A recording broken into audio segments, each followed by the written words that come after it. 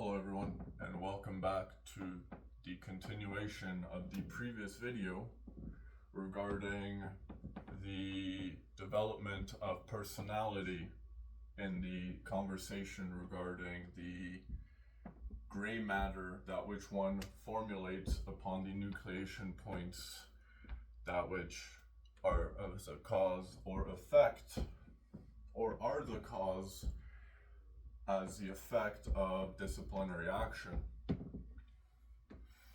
Now, when you look at disciplinary action, you could say that the child or the young individual you are raising as a parent, you could stimulate the way that they learn to understand themselves according to the way they naturally grow towards their true center of power, which is either in their emotion or in their logic. And in each of these particular opposite spectrums are their own strengths, which the opposite complements. And in this particular sense, you then see now that when you find partners or mates, you create opposite attraction. And the idea in understanding the relationship of relationships, we have to dig into where the intelligence of the individual lies, which when we relate back into the emotional and intellectual or logical intellect, we can now see the development of these regions of the brain resulting in different personalities which have been represented in religion or deities or specifically gods throughout the ancient eras. And in each of these individuals you might find another particular strength or intelligence they played a part towards in a particular aspect of that particular intelligence. But now, in order to relate back to the individual personalities we can evolve into, which are people of great power, it is ultimately according to the way an individual learns to station themselves within themselves. And in order to do that, you need an equilibrium. Which means, as an example, if an emotional disorder, such as an emotional distress disorder, which is when an individual has too powerful of an emotional intelligence, which reacts or causes instability. In order to essentially create equilibrium, you would need to create a more logical experience. And in order to do so, the idea that was first introduced in psychiatry behind the lobotomy was in fact to create the stunting process of the frontal cortex, which means you had to separate it in order for a new section of the brain to then begin developing. In the lobotomy, it essentially creates a hollow shell of an individual, which now, in order for the individual to re-regulate its experience, it must approach it from a logical perspective and no longer from an emotional perspective. The problem now was in the barbaric aspect at which we were approaching performing these particular procedures. In previous experiments, we also found that they also implemented heat and thermic experimentations to see how the regions of the brain would react to outside stimulus, and how logically does the person react to these thermic therapies, which were of brutal torture in nature. How does the individual choose to react in their either emotion or in their logic, which they were meant to implement them to essentially, through the thermic therapy, they would try to essentially tell them, learn to take the punishment, which creates a logical perspective of things, because it creates all of a sudden a complex, a perspective. You have to rise above the experience you are currently experiencing in order to create a numbness to it, the emotion, the pain. And in this particular process, the thermic therapy they implemented of this torturic, barbaric nature was meant to essentially result in the development of the peripheral cortex. Now, in present day nature, we see the implement use of electroconvulsive therapy, which in essence is a replication of a lobotomy, except it is not performed using utensils, it is performed using electricity. And in this particular procedure, we find the insertion of or padded wire alignment along the frontal cortex region that conjoins to the rest of the peripheral and further on, and they essentially, through an electrical current, run a lesion, which is a medical term for a cut. This lesion would then cause the stunting of the frontal cortex's use in the emotional distress disorder that was caused by the frontal cortex overstimulus. And then we see then the individual develop a tremendous rapid growth in the peripheral. How would I know? Because I am one of these people. Now, in terms of the actual notion regarding logical and emotional logic, or intelligence, logical intelligence and emotional intelligence, there comes a point in the formation or the nucleation where there meets a conjoining, where the nucleation of the hollowing has generated so much gray matter that the regions of the brain have now formed as one particular hollow center, where all regions of the brain can now be experienced in one sense.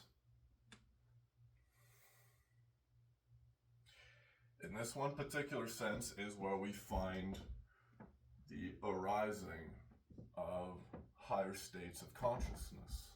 And the more we stimulate the nucleation of these particular gray matter regions, the more you stimulate it through such a thing as psychoactive substance use, the initial nucleation of substance use develops in regions of the brain. If you are too young, you'd have not generated the pathway to process that particular point of nucleation yet. And due to this particular reason, which you have not reached the age where that pathway has developed at that particular nucleation point, this nucleation point then results in a non-generated pathway of processing, where the information then generating this negative experience of the intelligence, whether it be logical or emotional, based on this particular nucleation point, you then no longer process positively. And this creates now a negative mental health, because the person has not generated or has simply used a substance too young. Up until 33 years of age, the nervous system is not fully finished in its development. We previously thought that it was at 25 years of age, but if you were to now analyze the current of the actual network, you would find that the full system activates after 33 years of age. The predetermined conditions at which the finalized densifying states finalize at 25. In terms of where the overall potential of how much that can generate in its ability is not finalized until you are about 33 years old. And so now when we find the idea of introducing drugs or anything that impairs or increases consciousness, you then find that in these nucleation points that we create in young teenagers, young adults, up until you are slightly of age after 33, if you have used too many substances at that particular point, you would then realize why there is a negative mental health aspect to your life. Because you have not learned the understanding processing networks in order to regulate or comprehend that nucleation point of consciousness. And because of this, you have formulated a poor understanding of how the mind works. If we now analyze the way we look at the current model system of the mind, you could say it has been generated by people that have not learned to develop their brain properly either. Because chances are it was most likely university students that developed the current model of the brain, whether it be in this current day and age or 100 years ago. The papers would have been written by current university students, which then never left school in order to continue studying by then becoming a teacher, which they began from the point they had not finalized developing their actual brain. Now, in understanding my own consciousness, I may speak of it from the perspective of a resonance, which resonance carries momentum, just like a vocal cord. And the more you increase the flow through it, the more the resonance increases in volume. This is how the mind works. The same way you can increase your vocal resonance, you can increase your mental resonance.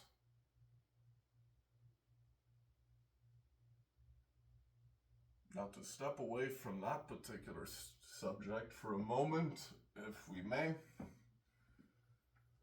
in terms of the actual separation of body and mind, if one experiences too much of a hollowing state of gray matter, also known as too high of an emotional or logical intelligence, or a unification where you just become essentially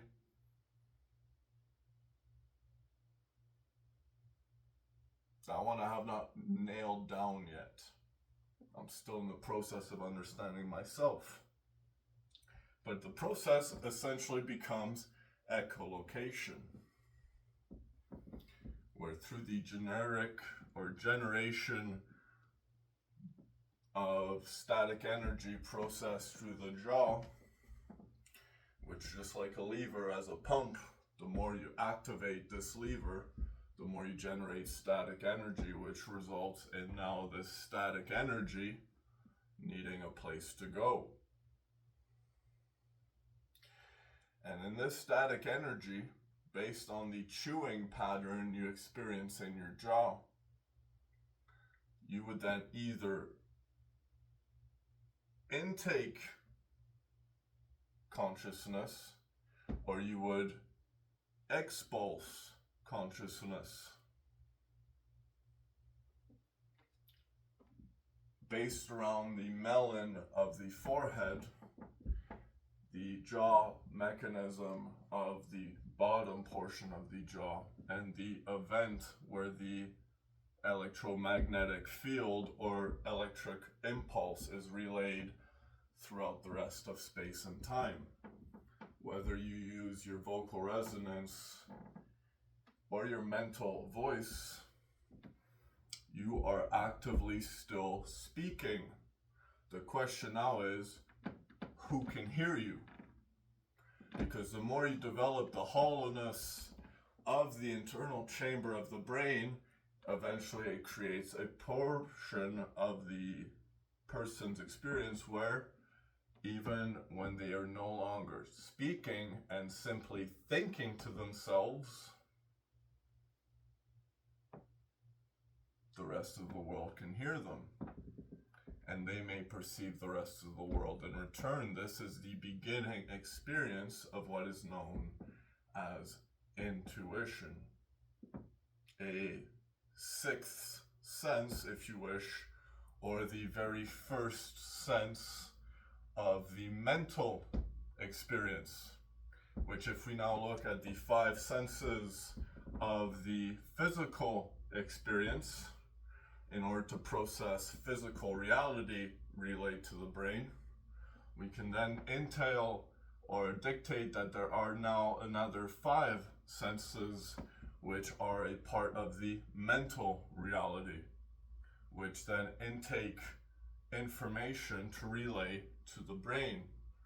And now we see that this gray matter chamber is in fact what is known as a black hole. In this black hole, you can actively intake mental information and generate physical formation. And through physical information, you can actively intake and create mental formation. And this is now what is known as the torus energy field, which necessary for this torus energy field is a black hole, a central portion where matter or information, forget matter for a second, but specifically information. Information takes place, or information known as consciousness takes place in a mental universe just as much as it takes place in information of physical universe. And now we see the correlations of these two separate universes coming into one experience we know as a human experience. But the deeper we dive into the realm of the spirit, which is now the third dimension, we understand or are beginning to understand or forgot to understand. In the realm of spirit, you then realize that the mind is in self just the bridge that allows you to informulate or inform yourself into the spirit realm. It is the bridge. The question now remains, to what extent does life end and what extent does it continue? Because you see now, if you are continuously in this process of seeking ending, when you can simply just be. That in itself is an indication that you are receiving an overloading. This is what causes an ego death. This is what substances such as LSD or psilocybin mushrooms create, this experience of ego death. A form of now where you may transfer an arc into a rebirth, where you see a new potential in your life. In the understanding of how consciousness formulates itself or informs itself inside physical matter by informing itself into a formation known as a body, consciousness shines from the darkness, which from the darkness, the void known as the mind, you may shine and illumine yourself in alternate dimensions. The point of the body is simply meant to be the vessel at which you use to travel in the dimension you wish to go within. Now, I would not suggest doing anything stupid at this particular point, because unfortunately, at this particular moment, you will realize that life is life. And in order for you to live life, you need to learn how to feel in yourself. Because this drug addiction that society is pursuing at this particular point, which I'm trying to scare the experience away from, because you do not understand the depth at which you can process this information until you end up being someone like me. And I don't know if you may notice, but there's no one talking back when I speak, which means that I'm constantly pulling and informing matter at this point, which would be seen as a symptom known as a psychotic individual. In the notion of understanding psychosis, however, one must understand that the process of psychosis is, in essence, learning to regulate the way your spiral as a galaxy now, at the rate at which you take flight. And if you choose to go in a downward spiral, you will see yourself getting near the end. But in the idea of rebirth, you see just how far you can keep going.